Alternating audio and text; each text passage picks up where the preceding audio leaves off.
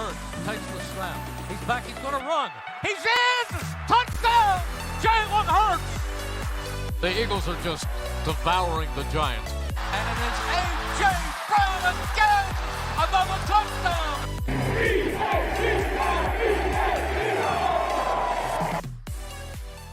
Bring the Vegas gaming experience to the palm of your hand. Bet your favorite team, try your luck in a casino, or our poker room. The earliest sports lines and the biggest limits online. Lots of deposit options. Bet on live events as they happen. The next play, the next score.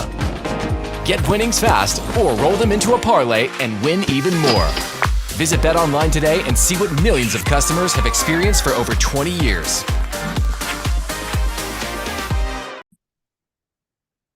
Welcome back to the Linc Lineup.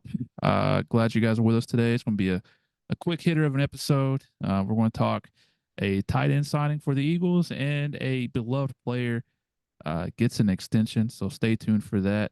But before we start, make sure to like, comment, subscribe if you are watching on YouTube.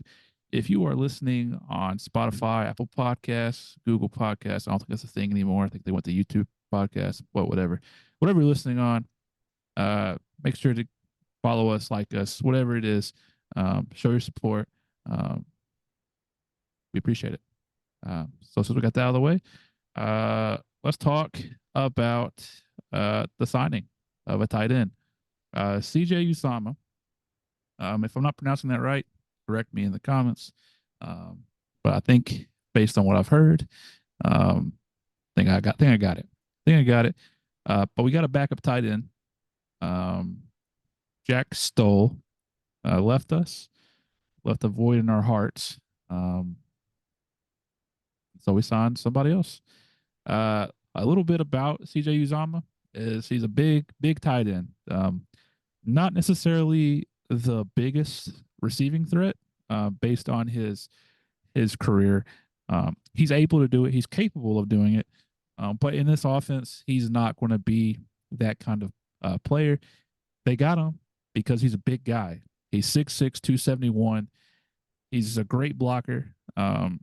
Definitely going to be in on run plays, and he's essentially just going to fill that Jack Stoll role. Probably has a little bit more receiving in him than Jack Stoll did, but overall, I'm not mad at this signing at all. Definitely a bigger name than Jack Stoll. Has a lot of experience. However, I will say this: if somehow, some way, Brock Bowers somehow drops to us in the draft, definitely still want to take him if he's there. But we should also still look into drafting a younger tight end with one of our picks later on in the draft. This isn't the end of the road for tight ends, I don't believe. I do think we will draft somebody. I don't think they believe in Grant Calcaterra. And Alberto just hasn't shown anything yet, even though he still gets me excited. So what are your initial takeaways from this signing? Yeah, he's a recognizable name. Played for the Bengals for a while. I want to say 5 or 6 years. And then he spent the last, I think, 2 seasons with the Jets, or maybe just one. Yeah, I mean, he's a depth guy at tight end. I think he's a better receiving threat than anybody we've had at tight end in recent years as a backup, which is nice. Like you said, he's a great blocker. Definitely being on run plays and multiple tight end sets with Goddard. And I mean, yeah, it's a nice signing. He's not a total game changer, but he's solid. He fills his role, and he can catch when he needs to. It'll be interesting to see how often we ask him to, because we really have never, or not never, but we haven't had 2 receiving threats at tight end in a while.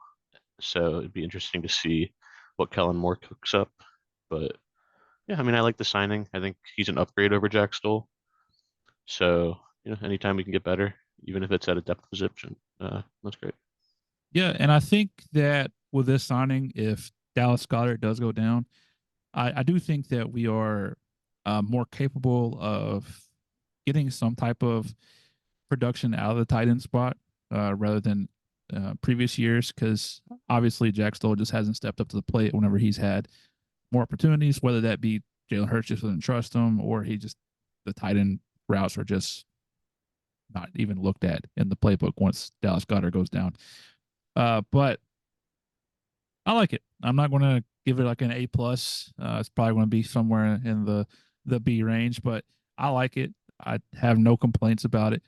I know that if you have been on Twitter, X, whatever these kids call it these days, you've seen probably that some of the beat reporters have reported that you know, Dallas Goedert was signed or was drafted when Zach Ertz was, I believe, 28. Dallas Goedert is now 29, so like the replacement should be drafted at some point in the near future. It's crazy because I feel like Dallas Goedert isn't that old, and I feel like he hasn't been with us that long. Maybe it has something to do with like he's missed, some games during his career, but it's hard to believe that he's been here for so long. I think he's been here since what 2018 because he came after we won Super Bowl. That's a while. That's like 6 years. Yeah, I mean he's been on his second contract for a couple of years now, I guess. Yeah, that's crazy. That's crazy. Time flies. Time flies. It does. But speaking of contracts, this is gonna be the big story. People have been waiting on this for a while. I know people were freaking out, especially whenever we handed money to Landon Dickerson. We had all the free agency signings. Where are we gonna have the money to extend Smitty? Like where's it going to come from? How are we going to do it? Are we going to do it? Is he mad? Is he getting upset? No fear, no more. He is with us through, I believe it is 2028. So we got him for a 3-year extension. I don't know the numbers. Do you know the numbers off the top of your head? Yeah, it was a 3-year, 75 million and 51 million guaranteed. Gotcha. So So that's in addition to picking up his 5th-year option. So we'll have him for 4 more years. yep. So he'll play on his, is it 5th-year options this year, right? Um, No. no, I guess that's next year. Yeah, 5th year, and He's then about to play his 4th year, and then we have him for 4 years after this one. yep. So So we got him. We got him. We locked him up early. Honestly, this is the A plus. DeVonta Smith has become I feel like one of the most underrated wide receivers in the NFL. He gets overlooked because AJ's on his team. The NFC has Justin Jefferson in it, Amon Ra, lots of young, talented wide receivers, and he gets overlooked. But there was a time when he was the number one guy, and he did his thing as a rookie. And then even as the 1B, if you want to call him that receiver, he's always been reliable, and he's besides like AJ Brown and Jalen Hurts, he's my favorite player. I got his jersey. It was the first jersey I bought. I paid full price for it, like the first one in a long time. I usually go to DHgate and get the knockoffs because let's be honest, they're cheap and they don't look that bad. But I went to Philadelphia, got a jersey his rookie year. I was there for his first touchdown catch, receiving touchdown. Sorry, I had to use improper grammar right there. I look like a nerd. But his first receiving touchdown in Atlanta his rookie year, and I was there in Philly whenever he broke the Eagles rookie receiving yards record against Dallas. So I've been with him since the beginning, and I love him. I'm glad he's here. I'm glad he's here to stay. So if you're keeping track at home, we have Jalen for, I forgot how many years it was, but we got Jalen, AJ, DeVonta locked up for the foreseeable future. We got Saquon locked up for 3 years. And we got Landon Dickerson, Jordan Mailata for a while as well. Lane Johnson's here for 2 more years. We got a team. So just a matter of performing on the field, and I'm excited. I'm excited to have DeVonta back. This is a sign of a well-run team, locking up your young, talented stars. Whereas Dallas is facing this thing where like Dak has a terrible contract and CD wants more money, and they can't really give it to him because of the whole Dak situation. And I'm just glad we're not in that position. So I think this year you're going to see a a healthy locker room, and good things are coming for the Eagles. Yeah, absolutely. It's great to have DeVonta locked up. I believe I saw earlier him, Jalen, and AJ are all locked up through at least 2028. But yeah, like you said, just to re-sign and extend your young homegrown talent is a great sign, and to have the money to do that. Dallas, not only did they just lose Tony Pollard this offseason, but they haven't really replaced him. And I know a lot of Dallas fans wanted to make some free agent splashes, go after Derrick Henry, things like that, and they really haven't made any major moves just because they're kind of strapped for cash. So it's definitely good to not be in that situation, to have somebody like Howie who is always thinking towards the future, thinking about future extensions, future signings, getting replacements for players so that we're not in that kind of situation. And we have the flexibility, which is one of the most important things you can have for a team, is just having flexibility.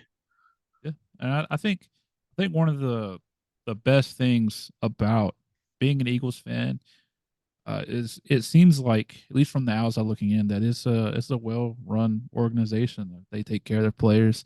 You saw it with the NFLPA report card, that we're one of the highest rated teams as far as how players feel about us. Um, and most of that's due to Howie. A lot of that's also due to the coaching staff, whether you hate them or you love them. The players like them. They don't like Matt Patricia for obvious reasons, but they like playing for Philly, and it shows for the most part. Like I said, last year, I want to chalk up the last 7 games of last year as, like, I don't know what to chalk it up as, but I want to pretend like it didn't happen. I want to pretend that the Philadelphia Eagles are what the 10-1 team was fun. You love playing for the Eagles. It was exciting. Everybody's happy.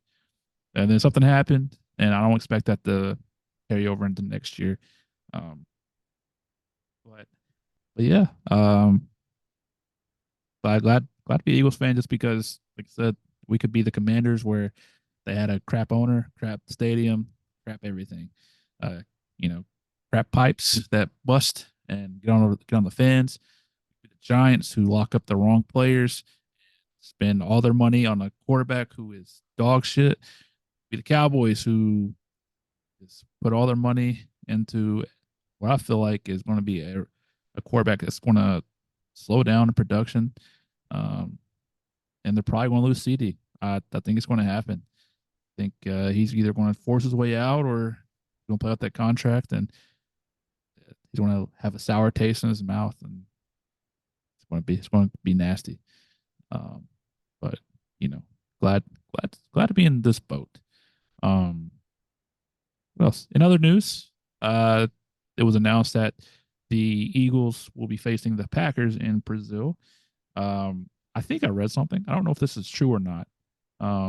But you can't wear the color green in Brazil, so it might be like an all black game versus like the Packers like super ugly throwback uniforms. I don't know. It might have been a rumor. I saw it on Twitter. But I read that you can't wear green, so that'd be awkward to have two green teams in Brazil. It was also reported, I don't know if this is also true or not, that they couldn't. It was originally going to be the Browns, but something with Deshaun Watson, that wasn't going to be possible. I think, in all honesty, I think that's true. But Packers and Eagles, Week 1 in Brazil. Are you going? I wish that would be fun. Yeah, But it would be fun. I did hear that if you're traveling to Brazil, you do not need a visa if you're going for the game, supposedly. Oh, I heard, I think U.S. and Canadian residents don't need a visa. visa or a passport? Visa. They need a Oh, passport though. oh, okay. Um, yeah, I did hear about the green thing. I think it's green and yellow though, because you're not supposed to wear like their flags colors. Oh, So I think you can wear like one or the other, but not both. Packers were fucked. Packers Um, can't wear their colors, but that's okay. yeah. Uh, but yeah, that'd be fun. I hate that we lose that home game, but it'd be nice, because we got Thursday night. This is the opening game, probably the Chiefs versus somebody we don't care about. And then Friday is going to be the Eagles Packers. Sunday is going to be stress free because we already played. Hopefully, we're 1-0. I think we'll be 1-0. It's way too early to predict that, but you know, it sucks, but it is what it is. I think it's probably one of the first Friday. No, it's not the first Friday game because we had the first Friday game last year on Black Friday. But it'll be a good test to start the year off. Packers ended their year pretty hot. Looked like they might even make it to the Super Bowl at one point, but it didn't. So Jordan Love is going to be a good first test for Vic Fangio's for defense. So yeah. And the on the silver lining to losing the home game is that with the new 17 game schedule, you alternate having 8 and 9 home games. So this is just an 8 home game year. It's not like it was an 8 home game and then we lose one on top of that. So we'll get 8 and 8. So yeah. But I'm sure I'm not gonna lie to you. Eagles players are probably cool with it because I mean Brazil is a nice place, at least what I've heard. If you go to the right spots, if that's anywhere in the world. I mean, if you look in America, somebody comes here, you go to the wrong spot, it's not going to be good. But yeah, that's about it. Is there anything else that you can think of that's happened the past week? No, I think the two big things were the Uzomah signing and the Smith extension. So yeah. As always, like I said, this whole month, we are going to be doing a live draft show. We're trying to figure out how we're going to do it, but it's going to happen. It's going to happen for sure. We'll play games, give away stuff. Be a fun time. Come hang out with us. We'll have the links on our Twitter page and Instagram and all that fun stuff. That way you guys don't miss out on it. Be on the lookout for that. We were going to do Thursday night, Friday night, and Saturday, but I was just informed today that I have to be at work on Saturday. So won't cover rounds 4, 5, 6, and 7, but that's okay. That is okay. We will cover that after it happens, or if I get home around 2 or 3 or 4 and it's still going on, we'll pick right up and we'll go from there. But I'm excited. Last year, me and Bryce did it. We had people come and hang out with us. I wasn't prepared for the draft at all. I feel like this year I'm more prepared to at least talk about it and, give my feedback on everybody's picks. But I'm excited to have it. I'm excited to hang out with some of you guys. Can't wait for you guys to stop by and hopefully win some prizes because that is awesome to do. I haven't figured out what the big giveaway is just yet, but stay tuned for that, and I will announce it later this week on our Twitter. But yeah, that'll do it. Thank you to Rogue Energy for sponsoring us. Use the code Linc Lineup for 10% off your purchase at checkout. And shout out to Bet Online. Shout out to Bet Online. Baseball is coming up. Our baseball is here. I don't know why I'm saying coming up. Fantasy baseball has basically taken over my life the past 3 weeks or so. Unfortunately, where I live, I'm a Braves fan. Sorry about it. But I haven't been able to watch them. So this next 60 seconds is going to be a message to MLB. Why do you do this? Why do you not allow me to watch my favorite team play baseball? Bally Sports doesn't work with cable companies. I have YouTube TV. Bally Sports doesn't want to be on YouTube TV.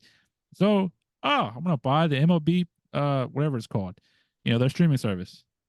Blackout. I live 2.5 hours away. I can't go to every game like you want me to. What am I supposed to do? So now I got to pull up an illegal stream. You don't want that. But I got to. I've been watching more Orioles games than I've been watching Braves games. So come on, help me out here. At least make the blackout restriction to within 50 miles, not 200. It's stupid. It's the stupidest thing in the world. Where football, sure, you can black me out because guess what? The football game's on Fox or CBS or NBC. Oh, you don't have cable? Guess what? Get an antenna. Get a damn, what's it called? Hanger. Tie it. Rig it up. the rabbit ears. Yeah, exactly. Just make it happen. Even though those don't work anymore because everything switched to whatever it's called, digital. But come on, you're killing me. But I'm glad baseball's here. I've been betting on baseball. I will say, have had some luck. I can't legally say the thing I was about to say because I can't just say it. But use all the metrics that baseball has to offer to your advantage. If you do gamble responsibly. Baseball's fun. Baseball's fun to watch, and it's even more fun when you have money on it. But yeah, that'll do it. That'll do it for this episode. I like this format. This was Josh's idea to do these little quick hitters. Whenever news pops up, obviously, if it's just one thing, I don't think, and it's not like worth talking about. I don't think we want to do an episode on that. But if one or two things pop up, like these that just popped up, we'll cover it because it's easy to talk about and it's there. But yeah, if nothing else happens, hopefully Bryce feels better and me and Bryce can catch up on a lot of our positional rankings and drafting. Because if not, I'm gonna do it myself and I'm about to pop out like 4 or 5 episodes this week. But Bryce is sick. Get better, buddy. Get better. But be on the lookout for mock drafts for the Eagles. Be on the lookout for mock drafts for the whole NFL and like the first round mock draft because I want to see how many I get right. I think we're going to do a competition between the 3 of us. See what happens. Yeah, that's about it. That's all I got coming up. Like I said at the beginning of the episode, like, comment, subscribe on YouTube. Thank you for watching on YouTube. Understand that looking at us for 30 minutes is not the most exciting thing in the world, but we're glad that you do. And if you're listening on Spotify, Apple Podcasts, Amazon, the one I was trying to say, but I said Google Podcasts. I don't know if you knew this, but Google Podcasts is no more. They went to YouTube Podcasts. I might throw our stuff on there at some point because it seems to be pretty easy to do. But if you're listening on any of those, like us, follow us, subscribe to us, whatever it is, leave us a review, 5 stars only, because we would like to reach out to other people who are in desperate need of Eagles content because we are here for you. But yeah, that'll do. Follow the show at the Linc Lineup on all socials. Follow Josh on Twitter at the Pre2. Follow Chase, me at Cardiac Chase. If you don't know why I'm Cardiac Chase, my favorite player ever is Kemba Walker. Cardiac Kemba. That's great. Never made that connection. Yep. Yep. If you don't know that reference, go type in Kemba Walker versus I believe it was Pittsburgh. Or 7 overtime. Overtime. Yeah. And like I forgot what it was. I think it was like the big Big East final. Yeah. I don't like UConn. I'm a Kentucky fan, but I was like, man, Kemba's cool. And then he played for my Hornets, and they're not even fun to talk about. So, but yeah, that's the show. Thank you guys for watching. Just make sure you support us, like, comment, subscribe. But until then, appreciate this. as always, go Birds. Go Birds.